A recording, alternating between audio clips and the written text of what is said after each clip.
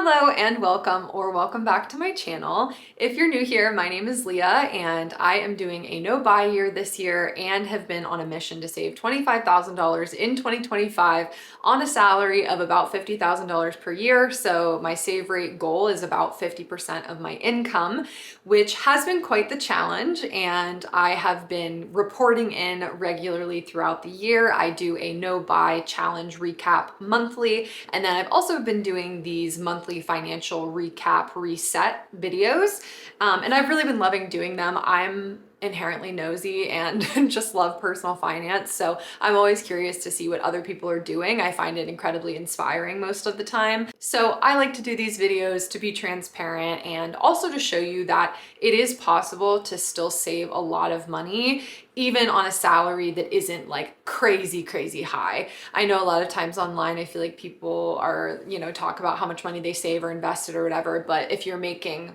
$500,000 a year, it's obviously not that hard for you to save $25,000, even though for me, it is a relatively lofty and ambitious goal. So anyway, today I am going over November's finances. It is November 30th, so we are gonna go over my income for the month, everything that I spent and what I spent it on, and then we're also gonna talk about what I was able to save and invest and kind of my progress towards that $25,000 goal. Let's get into it. Wow, I feel like the sun is shining directly on me. I feel so angelic right now. All right, so getting right into my income for the month of November. I am back full-time at my regular job, and so I did take home $2,906 from my full-time gig. And reminder too, this is take-home pay, so this is not including any automatic deductions from my paycheck or taxes or anything like that. This is just directly what's hitting my bank account. I also made $44.37 in interest. I have two different high yield savings accounts that I hold my emergency fund and my multiple sinking funds in, so that's what those are from. I made $13.59 in cash back. Now, these can be a variety of different things. In this scenario, this was that, it's called Pop Survey or Survey Pop. Pop Survey, Survey Pop, maybe Survey Pop. But basically you just like answer questions and do surveys or like other random little things and you earn some money from that. I made $129.14 from my paycheck from my bartending job. And then I also made a whopping $16 in cash tips. That was from one shift that I worked in November. I also made $16.66 from content creation. This was specifically a payout from TikTok. This bonus refund thing for $19.99 was actually from a Facebook litigation lawsuit case thing that I signed up for seriously like 2 or 3 years ago. And apparently it finally went through. And so I made almost $20 from that settlement.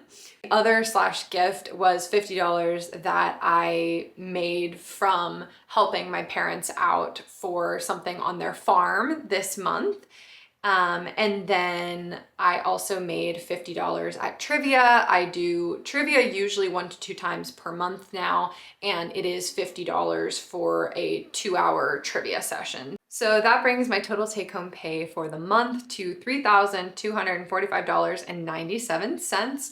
So not bad. I really am trying to find ways in 2026 to come up with like a few extra ways to earn cash. I do have several income streams, but most of them don't make a ton of money individually. Obviously, I'm happy to make any extra money, of course, but I'm like trying to figure out a better way to make more money for each of those. And I don't know if that's maybe going to be trying to stop splitting my attention in so many different directions. I do have a tendency to do that, which I think sometimes you do potentially lose out on making a larger amount of money on one specific thing if you can actually like stay focused on that thing. But I'm just like such a diversifier that that's really hard for me to do. I don't know, if like I get nervous for some reason. So I try to like really diversify, but I'm also just not making quite as much progress as I would like to in terms of increasing my income. So I'm going to look into that for 2026, and as I'm working towards my financial goals and trying to figure out what those are for 2026, I'm just keeping that in mind. Moving on to my month at a glance, this is one of my favorite parts of this spreadsheet because I love to see the pie chart that explains and shows you so easily what you're spending your money on. I think one of the biggest problems that we have is not knowing where your money is going, and this is such an easy, perfect snapshot to understand what you're spending your money on. As you can see here, I spent the bulk of my money here on savings and investing, which is absolutely where I'm trying to be. 41%, almost 42% of my spending this month went towards saving and investing, which is awesome. 6.7% went to donations and giving, entertainment 7.2%, wellness almost 2%, food almost 13%, debt payments, which we'll get to later when we go through all of my different spending for the month by category, but I am still working on paying down medical bills, and I swear I pay one down and then a new one pops up from like some other mystery thing. Like, I don't know how they keep multiplying. I literally had one major medical event in the summer that like you would have thought it was one bill, but no, I've had like bills come from everywhere for that. So that's been frustrating, but we'll get into that a little bit more later. 2.3% on transportation, which is great, and 13.4% on housing, which is also pretty good. So my overall save rate for the month was almost 52%, which is great and definitely what I am hoping to achieve. I am a little bit under my save rate for the year. If you have watched any of my previous videos, you will know that I was actually out of work for a couple months in the summer into fall because of some medical issues. So that really threw me off my pacing for my goal to hit $25,000 this year, but I'm trying so hard to still hit that goal. I don't know if it's possible at this point, but I'm trying. Okay, now we're gonna go category by category to show you exactly where my money went this month. Starting off with housing, rent is usually pretty consistent price. $485 is my portion of our rent. I also paid $62 in cleaning supplies and other things for the household. $63 for our water and $112 for our trash. Our trash is paid in 3-month installments, but I think I might either switch my trash company or just find a way to get rid of that entirely in 2026 because we honestly don't use it really that much. Like, we don't produce that much garbage. And so I think I'm going to try to get creative with that and figure out an alternative for 2026. But that puts my housing budget for the month to be a little bit over, my goal being $698 and my actual being $722. Moving on to food, I spent $537 out of my goal of $300. And I knew that this was coming though, because we did host Thanksgiving this year, and I also attended another part of my family's Thanksgiving, so I did have to buy multiple things for that. So I was expecting that to be a little higher this month. Restaurants, 102 of my $85 goal, so a little over there, a little under on coffee, and then over again on alcohol because I did buy some wine for our Thanksgiving dinners. But that puts my actual at $682, which is quite a bit above my goal of $430 for this month. Moving on to transportation, I spent $63 on gas and $60 on my maintenance and repairs category because unfortunately my remote start in my vehicle is actually a subscription service, which is really annoying, but I pay like $60 a year for that, and it renews in November. So that is what that is for. But still, in total, I am a little bit under my goal. So 123 total of my 215. Moving on to my wellness category, I spent $103 on health products this month, and what this encapsulates for me usually is just medicines and things like that. And I have been trying really hard to just improve my health in general. I've had just silly issues this year, and particularly with my immune system. And so I've been getting some more supplements and teas and basically anything that I can find to help with that. And thankfully I have been pretty healthy for the most part this month, and I am praying that that continues. Donations and giving, obviously you would expect this to be a little bigger in November and December, and I did of course anticipate that. I started buying a couple Christmas gifts for family and friends, and so that is a total of $361 this month, out of the 100 goal that I have. But again, I was generally anticipating that to be more, and it is going to be significantly more in December. Debt payments, now this is where I'm like truly just so frustrated, but at the end of the day, I mean, it is what it is. But of course I had my student loan payment that is $320 that comes out every month for the next like 8 years.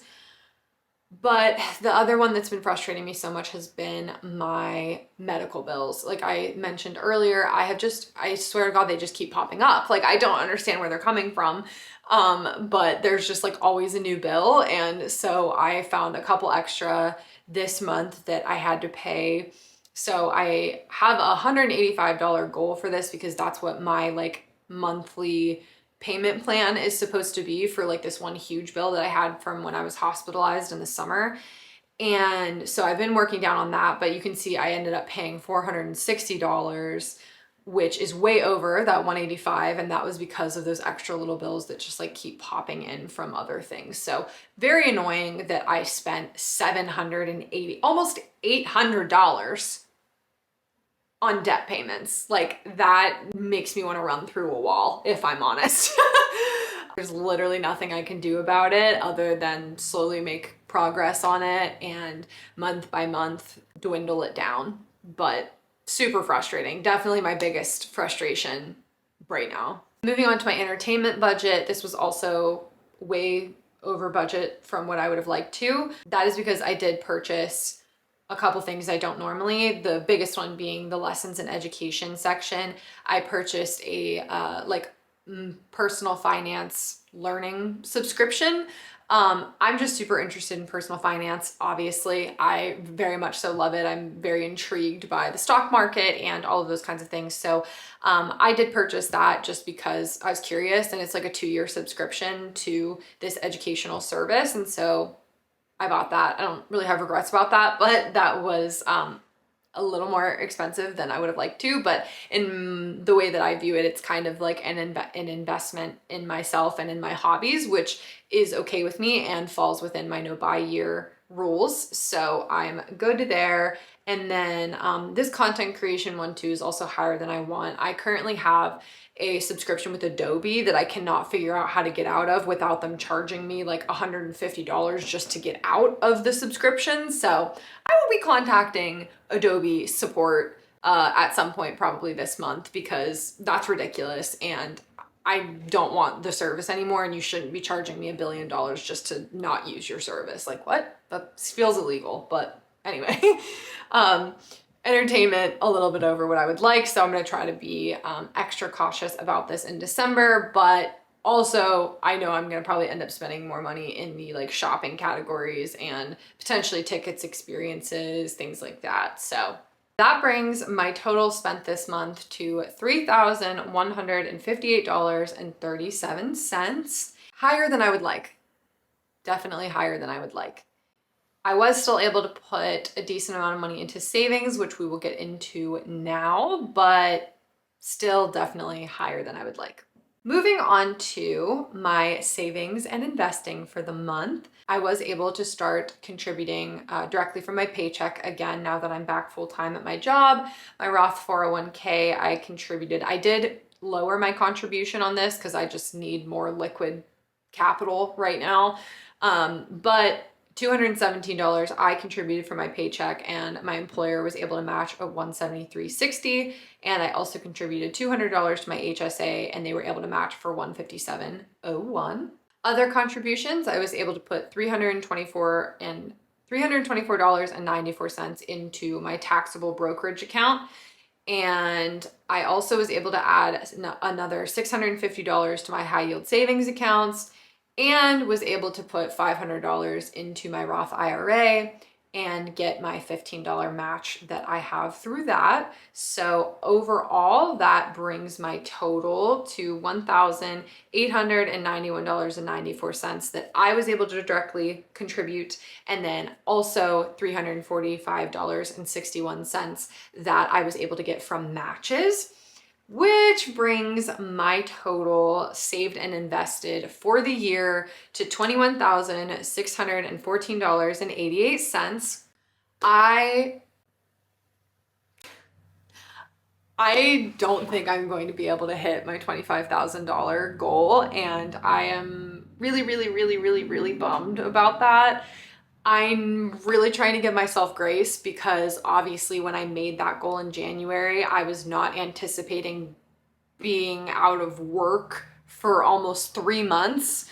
That of course completely derailed my progress, and you know, there was only so much I could do about that. I just literally wasn't well enough to work. And so I tried to remind myself to be thankful for the fact that I really made an effort and was extremely prepared in comparison to how I could have been. I mean, that's why I have an emergency fund. That's why I am as cautious and work as hard as I do in order to set myself up financially.